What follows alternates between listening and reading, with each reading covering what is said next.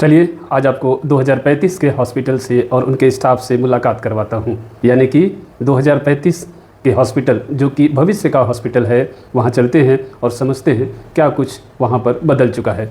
जी हाँ, 2035 का हॉस्पिटल कैसा होगा, आज यही बात हम सर्च करेंगे, यही बात को जानने की कोशिश करेंगे। एआई डॉक्टर्स और नर्सेस मिलकर हेल्थ केयर को कैसे बदलेंगे। एक सवाल पूछता हूं मैं आपसे, अगर मैं कहूं कि आज से सिर्फ 9 साल बाद, यानी कि साल होगा 2035, उस समय पर हॉस्पिटल में जाने का आपका अनुभव कैसा होगा। आज से बिल्कुल अलग होगा। क्यों? क्योंकि हो सकता है टेक्नोलॉजी के कारण आप इस पर विश्वास करेंगे। चलिए आज हम एक बार कल्पना करते हैं कि हम साल 2035 की सुबह सुबह उठते हैं और आपको सीने में हल्का सा दर्द महसूस होता है और आपका अपना स्मार्ट वॉच देखते हैं और इस बार यह वॉच सिर्फ आपकी हृदय गति यानी कि हार्ट रेट नहीं बता रही है, यह आपके पिछले कई महीनों से हेल्थ डाटा को भी एनालाइज कर रही है और आपकी heart rate, sleep pattern, activity, blood oxygen और दूसरे हेल्थ सिग्नल एआई को आपके डाटा में से कुछ ऐसा पैटर्न दिखाई देता है जो कि आपको बिल्कुल नॉर्मल लग रहा है और आपके फ़ोन पर एक मैसेज आता है कि you may need medical attention या इवैल्यूएशन। तो अब यहाँ पर आप थोड़ा रुक जाइए, यह पूरी तरह से साइंस फिक्शन नहीं है। यहाँ हम आज वेयरेबल डिवाइस और AI based system health signals को भी एनालाइज करने और रिस्क पैटर्न आइडेंटिफाई करने की दिशा में काम कर रहे हैं। मतलब 2035 की कहानी की शुरुआत 2035 में नहीं होगी, उसकी शुरुआत आज ही हो चुकी है। अब वापस चलते हैं साल 2035 में। आप दो हॉस्पिटल पहुंचते हैं और शायद सबसे पहला बदलाव आपको रिसेप्शन पर देखने को मिल सकता है। वह बदलाव क्या हो सकता है? वहाँ जो लंबी रजिस्ट्रेशन की लाइनें लगती थी, अब 2035 में लाइन नहीं लगती होगी। आपकी डिजिटल हेल्थ आइडेंटिटी से हॉस्पिटल सिस्टम आपकी मेडिकल हिस्ट्री एक्सेस कर लें और आपकी पुरानी reports, medicines, allergy, previous diagnosis और भी अवेलेबल हेल्थ डाटा को वह एक जगह पर दिखाई दे। लेकिन असली बदलाव डॉक्टर के कमरे में पहुंचने के बाद शुरू होता है। जब आप ओपीडी में पहुंचते हैं, डॉक्टर आपसे पूछता है आपको क्या परेशानी है। आप दोबारा बोलना शुरू करते हैं और उसी समय, उसी पल में एआई आप पहले से आपकी इन्फॉर्मेशन को एनालाइज कर चुका है। देखते हैं कि आपके सिम्टम्स क्या हैं, रिपोर्ट्स, मेडिसिन और अवेलेबल हेल्थ रिकॉर्ड जो भी आपके उपलब्ध फाइल्स हैं, इन सब को एनालाइज करके एआई डॉक्टर के सामने पॉसिबल प्रॉब्लम्स की लिस्ट प्रस्तुत कर देता है, यानी कि रख देता है या सजेस्ट करता है। ध्यान रखिए, एआई डॉक्टर नहीं बन गया है, वह डॉक्टर का इंटेलिजेंट सहयोगी यानी कि असिस्टेंट बन गया है।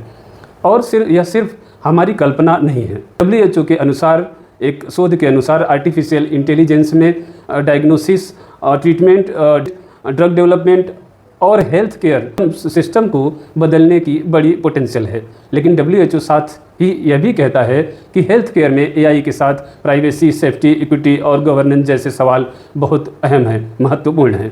यानी एआई जितना पावरफुल होगा उतनी ही बड़ी होगी उसके सही इस्तेमाल की जवाबदेही या जिम्मेदारी। अब एक और इम्पॉर्टेंट सवाल है, हम इस पूरे बदलाव में नर्सेस को भूमिका या उनकी कहाँ जगह होगी, क्योंकि हॉस्पिटल सिर्फ डॉक्टर और एआई से नहीं चलता है। हॉस्पिटल की असली हार्टबीट नर्सिंग टीम होती है। अब इमेजिन कीजिए, आप एक 2035 के आईसीयू में आज एक नर्स को कई पेशेंट के वाइटल साइंस मॉनिटर करने पड़ते हैं, लेकिन 2035 में यही काम एआई लगातार पेशेंट की हार्ट रेट, पेशेंट का ब्लड प्रेशर और ऑक्सीजन सैचुरेशन, रेस्पिरेटरी पैटर्न और रेस्पिरेटरी रेट और दूसरे अवेलेबल पैरामीटर्स को एनालाइज कर रहा होगा। हो सकता है अगर सिस्टम को लगे कि पेशेंट की हालत बिगड़ रह सकती है तो नर्स को तुरंत अलर्ट भी मिल सकता है, यानी कि अर्ली वार्निंग साइन भी अलर्ट कर सकता है।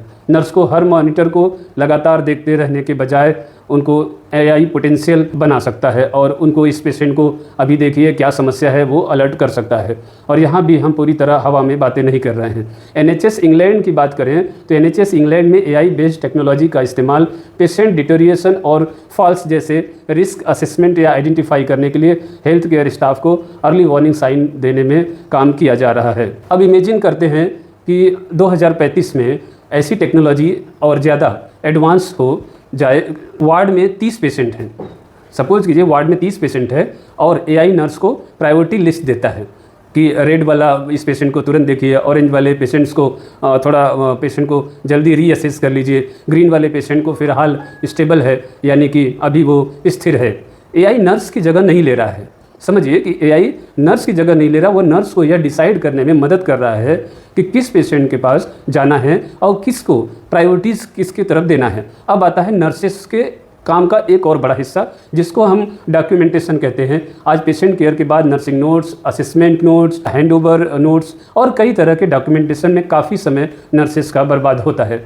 और 2035 में सब कुछ टेक्नोलॉजी ठीक रही तो एआई वॉइस रिकॉग्निशन और ऑटोमेटेड डॉक्यूमेंटेशन से इनमें से कुछ काम आसान कर सकते हैं। नर्सेस पेशेंट से बात कर रही हैं, पेशेंट की केयर कर रही हैं, ना कि वो पेपर वर्क में बिजी हैं। और एआई कन्वर्सेशन और क्लिनिकल इन्फॉर्मेशन को स्ट्रक्चर्ड वे में डॉक्यूमेंट करेगा, डॉक्यूमेंटेशन में बदलने की में मदद करेगा। मतलब कम पेपर वर्क और ज़्यादा पेशेंट केयर। ऐसी स्थिति में यहाँ एक बहुत बड़ा बट है, यानी एक लेकिन लगता है कि एआई नर्स के लिए वरदान भी हो सकता है और ख़तरा भी। और ख़तरा किस प्रकार का होगा, क्योंकि अगर नर्सिस ने सोचना बंद कर दिया, आप समझिए कि नर्सिस ने सोचना बंद कर दिया और सिर्फ एआई की बात मानने लगी तो प्रॉब्लम हो सकती है। मान लीजिए एआई कहता है कि पेशेंट स्टेबल है, जबकि फिजिकली रूप से नर्सेस देख रही है कि पेशेंट को देख करके समझ आ रहा है कि कुछ ठीक नहीं लग रहा है, तब किसकी बात मानी जाएगी?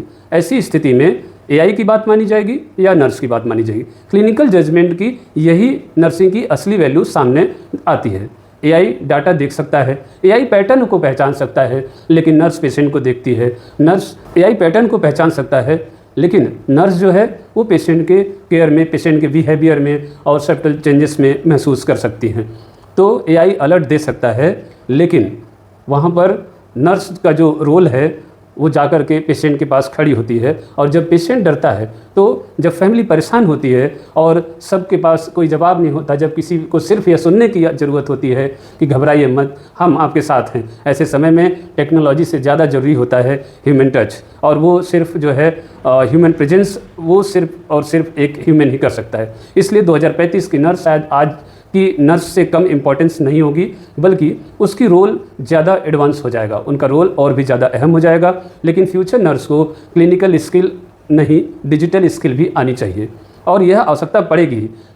उसे एआई समझना होगा, एआई की लिमिटेशंस को जाननी होगी कि एआई किस तरह से डाटा प्राइवेसी को समझना होगा, और सबसे ज़रूरी यह पहचानना होगा कि एआई कब सही है और कब गलत है, और एआई को चैलेंज कब करना है। यह बहुत महत्वपूर्ण चीज़ें नर्सेस की जानने की आवश्यकता है। अब चलते हैं इमरजेंसी वार्ड में। जी हाँ, 2035 के कैजुअलिटी में एक पेशेंट अचानक हॉस्पिटल आता है, उसकी हालत अभी बहुत ख़राब दिखाई नहीं दे रही है, लेकिन एआई उसके vital science, previous medical record, history, ECG, blood reports और अवेलेबल हेल्थ रिकॉर्ड डाटा को एनालाइज करता है, और वह एक पैटर्न से पता चलता है, डॉक्टर और नर्सेस को अलर्ट मिलता है कि दिस पेशेंट में डिटोरिएट। ऐसे समय में यानी कि 2035 का हॉस्पिटल शायद बीमारी को सिर्फ होने के बाद ट्रीट करने की कोशिश नहीं करेगा, बल्कि वो पैटर्न को समझ के और बीमारी बिगड़ने से पहले चिकित्सक या उनकी टीम को वो वार्निंग देने की कोशिश करेगा। और यह कॉन्सेप्ट पूरी तरह फ्यूचरिस्टिक नहीं है। आज ही हेल्थ केयर सिस्टम में एआई का इस्तेमाल पेशेंट डिटोरिएशन जैसे रिस्क को असेस करने में, आइडेंटिफाई करने के काम में लिया जा रहा है। अब सोचिए 2035 में यह टेक्नोलॉजी कितनी और एडवांस हो सकती है। अब आते हैं ऑपरेशन थिएटर की तरफ। जी हाँ, जहाँ पर ऑपरेशन होती है, सर्जरीज होती है, अब हम वहाँ आते हैं। आपकी सर्जरी होनी 2035 में, डॉक्टर रोबोट से सर्जरी करेगा शायद। लेकिन एक बात समझिए, रोबोट का मतलब यह नहीं है कि वहाँ पर ह्यूमन प्रेजेंस नहीं होगा या सर्जन नहीं करेंगे या सर्जन चला जाएगा, सिर्फ जो है रोबोट ऑटोनोमस तरीके से सर्जरी करेगा, ऐसा नहीं है। ये टेक्नोलॉजी को कंट्रोल करता है, सर्जन ही टेक्नोलॉजी को कंट्रोल करता है। आने वाले वर्षों में एआई और रोबोटिक सर्जन को एनाटॉमी समझने में, मूवमेंट ज़्यादा प्रिसाइज कर बनाने में और कुछ सर्जिकल स्टेप्स में असिस्टेंस देने में सक्षम हो सकता है, लेकिन यह सर्जन की जगह कभी भी नहीं लेगा।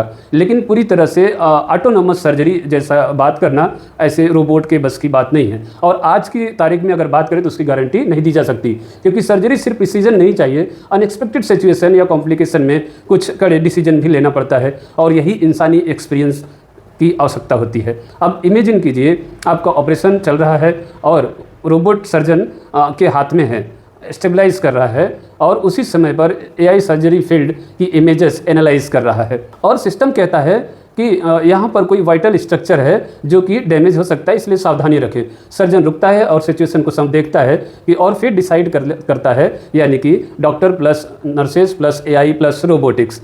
यहाँ पर कुछ भी सिंगल नहीं है, यह एक टीम की तरह काम कर रहे हैं। बल्कि एक और बड़ी प्रॉब्लम्स अब पर बात कर लेते हैं, वो है बेड्स। आज कई हॉस्पिटल में बेड मैनेजमेंट एक बड़ी चुनौती है, लेकिन 2035 का हॉस्पिटल शायद पेशेंट आने का इंतजार नहीं करेगा। एआई पहले से अनुमान लगाने की कोशिश करेगा कि कितने पेशेंट आने वाले हैं और कितने आईसीयू बेड की आवश्यकता पड़ेगी, उसमें से कितने वेंटिलेटर चाहिए और कितने चिकित्सक तथा नर्सों की आवश्यकता पड़ने वाली है। ऐसे असेसमेंट से हॉस्पिटल मैनेजमेंट को एक प्री अलर्ट मिलेगा और पहले अटेंशन मिलेगा कि यानी कि आप अपनी तैयारियां कर लें। एआई सिर्फ पेशेंट को नहीं देखेगा और वह पूरे हॉस्पिटल को भी समझने की कोशिश करेगा। वह कोशिश करेगा कि वह एरिया है जहां एआई ने हेल्थ केयर को सिर्फ क्लिनिकल टेक्नोलॉजी नहीं बल्कि और भी मैनेजरियल एरिया में भी एआई काम कर सकता है। हॉस्पिटल मैनेजमेंट से टेक्नोलॉजी भी बन सकता है। लेकिन अब 2035 के हॉस्पिटल का सबसे अनकंफर्टेबल हिस्सा जो कि आपको विचलित करने वाला होगा, आपका मेडिकल डाटा। आज हम अपनी मेडिकल रिपोर्ट्स यानी कि अलग हम फाइलें अलग जगह रखते हैं। 2035 में आपका हेल्थ डाटा कहीं ज़्यादा कनेक्टेड हो, इसलिए आपकी स्मार्ट वॉच और लैब रिपोर्ट, इमेजिंग, आपके एक्सरे और मेडिसिन्स, जेनेटिक इन्फॉर्मेशन और क्लिनिकल हिस्ट्री, ऐसी चीज़ें एआई सिस्टम के पास मौजूद रहेगा। एआई सिस्टम के लिए एक बड़ा हेल्थ प्रोफाइल बना सकते हैं। इससे ट्रीटमेंट ज़्यादा पर्सनलाइज हो सकता है। लेकिन एक सवाल यहाँ अभी और भी है, आपके शरीर के बारे में इतना डाटा अगर आखिर किसी के पास होगा, हॉस्पिटल के पास होगा या गवर्नमेंट के पास होगा या टेक्नोलॉजी कंपनी जो एआई बना रही है उसके पास होगा या इंश्योरेंस कंपनी इसके पास होगा, अगर इन सब की बात करें तो क्या आपको पता होगा कि यह आपका डाटा किस तरह से इस्तेमाल किया जा रहा है?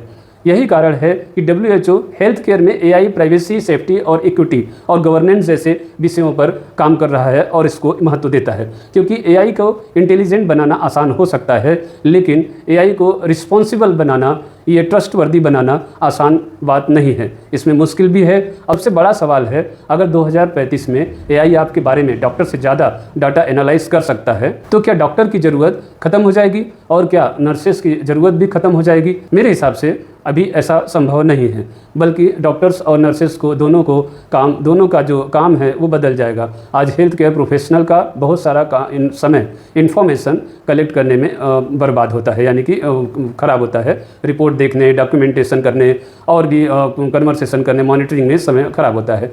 कल शायद एआई इन्फॉर्मेशन को ऑर्गेनाइज करेगा और डॉक्टर कई रिपोर्ट्स देखकर पैटर्न को खोज कर डॉक्टर के सामने रखेगा। कल पॉसिबल है कि एआई पैटर्न्स पहले से सामने रखे।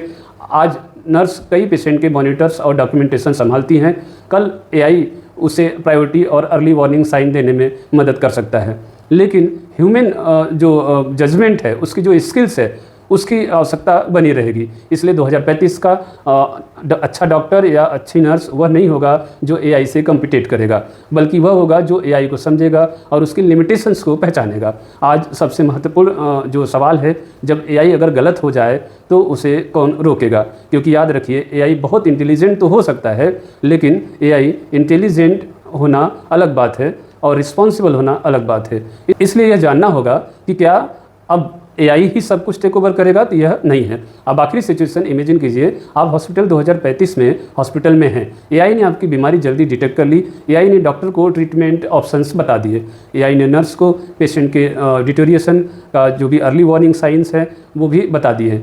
ऐसे में रोबोट ने सर्जरी करने में मदद की, हॉस्पिटल एआई ने बेड्स और रिसोर्सेस मैनेज किए और आपका हेल्थ डाटा लगातार एनालाइज हो रहा है।